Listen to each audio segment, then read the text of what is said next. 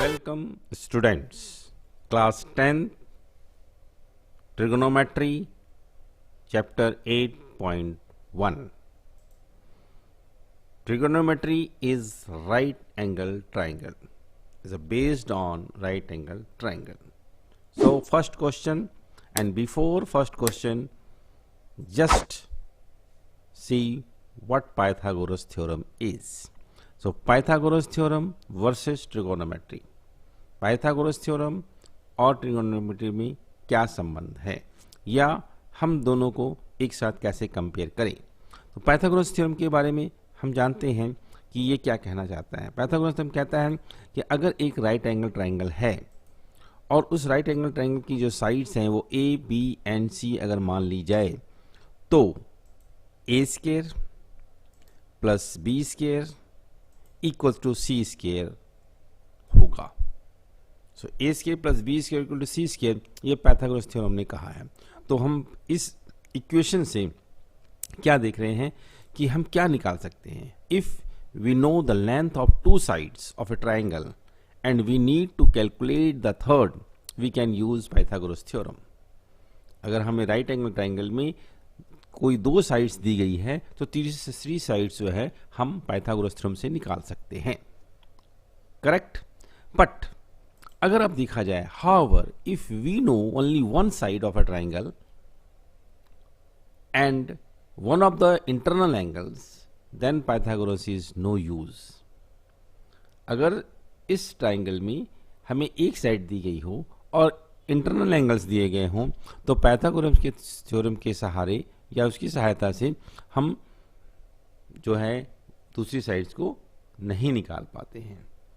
सो इस प्रकार से यहाँ पर पाइथागोरस थ्योरम का यूज नहीं हो पाता और तब ट्रिगोनोमेट्री जो है हमें जरूरत पड़ती है. मैंने पहले भी कहा है, जब कभी किसी चीज़ की कमी महसूस होगी तो नई चीज़ का आविष्कार होगा. तो यहाँ कमी महसूस पाइथागोरस थ्योरम की हुई और ट्रिगोनोमेट्री हमारे पास आई. सो आइए फर्स्ट क्वेश्चन देखते हैं. पहले फर्स्ट क्वेश्चन क्या कहता है. और फर्स्ट क्वेश्चन में हमने पहले ट्रिगोनोमेट्री फंक्शंस जो हैं उसको इंट्रोड्यूस किया.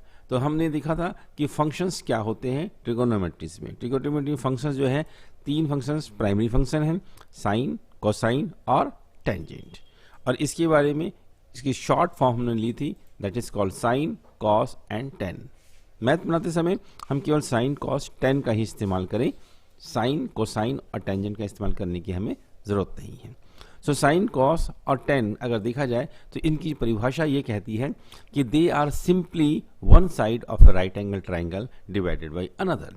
कि राइट एंगल ट्राइंगल में जो साइड्स हैं, एक साइड और दूसरी साइड से अगर उसको डिवाइड किया जाए यानी रेशियो निकाली जाए तो साइन, कॉस, टेन हम निकाल सकते हैं. ये कब होगा? फॉर एनी एंगल थीटा के लिए.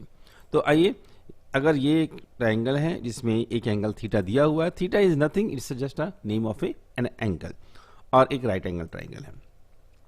तो थीटा की जस्ट नेक्स्ट जो लाइन होती है उसे एडजेसेंट कहा जाता है, और थीटा के बिल्कुल सामने वाली जो लाइन होती है वो अपोजिट कहलाती है, और सबसे बड़ी साइड जो है वो हाइपोटेनस कहलाती है. ये पहले भी बताया जा चुका है.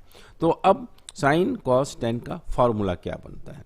तो साइन जो है दैट इज पर्टिकुलर एंगल के लिए, तो sine theta equals to opposite by hypotenuse, cos theta equal to adjacent by hypotenuse. ये बड़े आसान तरीके से याद हो जाएगा आगे चलने के बाद.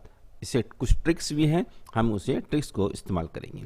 Now tan theta equals to opposite by adjacent.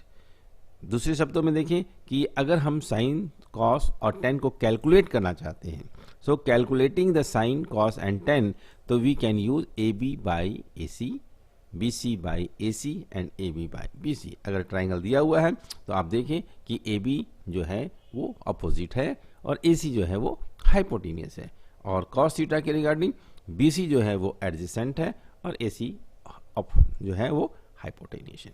तो इस प्रकार से ये फार्मूला आपने अपनी फेयर कॉपी पे लिख लेने हैं जो बॉक्स के अंदर पे है. इसी का काम हम 8.1 में करते हैं. लाइए तो 8.1 के फर्स्ट सम को देखते हैं. 8.1 का फर्स्ट सम कहता है कि in triangle A B C, right angle at B. एक ट्राइंगल दिया हुआ है ए बी सी जिसमें जो बी है वो राइट एंगल ट्राइंगल है, और A B 24 centimetre, B C 7 centimetre दिया गया है. तो आपने साइन ए और कॉस ए की वैल्यू निकालनी है। तो पहले हम इसे डायग्राम बनाते हैं। दिस इज अ ट्राइंगल और this is A B C. B जो है वो राइट एंगल ट्राइंगल है और साइन ए आपको निकालना है। तो हम पहले साइन ए निकालना है, तो पहले ये देख लें कि इस ट्राइंगल में अपोजिट क्या है, एडजेसेंट क्या है और हाइपोटेन्यूज क्या है। तो आपको बताया गया था कि जो एंगल है उसके सामने वाली जो लाइन होगी, इससे पहले हमने साइड भी लिख लिया कि ए बी हमें दिया हुआ है 24 और बी सी हमें 7 दिया हुआ है। तो अब देखिए एंगल ए है, एंगल साइन ए निकालना है, तो अपने एंगल ए को देखना है। तो एंगल ए के सामने कौन सी लाइन है, अपोजिट। हमेशा जिस भी एंगल को निकालना है, जिस एंगल के तहत फंक्शन ट्रिगोनोमेट्री फंक्शन निकालने हैं, लेकिन साइन ए निकालना है तो हमने ए को देखना है। ए के सामने कौन सी लाइन है, बी सी है, दैट इज 7 सेंटीमीटर और ये क्या है, अपोजिट है। और ए के जस्ट नेक्स्ट क्या है, राइट एंगल की तरफ, दैट इज एडजेसेंट है। तो आपने ये दोनों चीजों को मार्क कर लिया और जो सबसे लॉन्गेस्ट साइड है वो क्या है, वो हाइपोटेन्यूज है। अब यहां पर हमें साइन ए और कॉस ए निकालना है, लेकिन साइन ए का फार्मूला और कॉस ए का फार्मूला में हमें एसी की जरूरत पड़ती है, यानी हाइपोटेन्यूज की जरूरत पड़ती है। हमारे पास हाइपोटेन्यूज अभी है नहीं, तो सबसे पहले साइन ए कॉस ए निकालने से पहले हम पहले हाइपोटेन्यूज निकालें। तो पाइथागोरस थ्योरम से हम हाइपोटेन्यूज बड़े आराम से निकाल सकते हैं कि किसी राइट एंगल ट्रायंगल में अगर दो साइड दी गई है, तीसरी साइड निकाली जा सकती है। तो इट्स वेरी इजी। तो हमें साइन ए कॉस ए निकालने के लिए साइन ए का फार्मूला हम जानते हैं, अपोजिट बाई हाइपोटेन्यूज होता है। कॉस ए का फार्मूला हम जानते हैं कि एडजेसेंट बाई हाइपोटेन्यूज होता है। और अपोजिट का मतलब B C is opposite of angle A and A C is hypotenuse. In the same way A B is adjacent of A and A C is hypotenuse. लेकिन यहाँ पर हमें hypotenuse दिया हुआ नहीं है, चलो पहले हम हाइपोटेन्यूज पाइथागोरस थ्योरम के हेल्प से निकाल लेते हैं। So in triangle A B C by Pythagoras theorem we have A C square equal to A B square plus B C square, जैसा कि हमने पहले अभी भी बताया। अब यहाँ पर ए बी हमें दिया हुआ है 24 और बी सी हमें दिया हुआ 7, उसकी वैल्यू हम यहाँ पर पुट कर लेते हैं। तो 24 सेंटीमीटर स्क्वायर और 7 का स्क्वायर हो गया। अब यहाँ पर 24 और 7 जो है हम दोनों को 24 का जो स्क्वायर है 24 इंटू 24 दैट इज 576 और 7 का हम अगर स्क्वायर करते हैं तो 49, तो 576 प्लस 49 सेंटीमीटर स्क्वायर और that is called 625 centimetre square निकल आता है।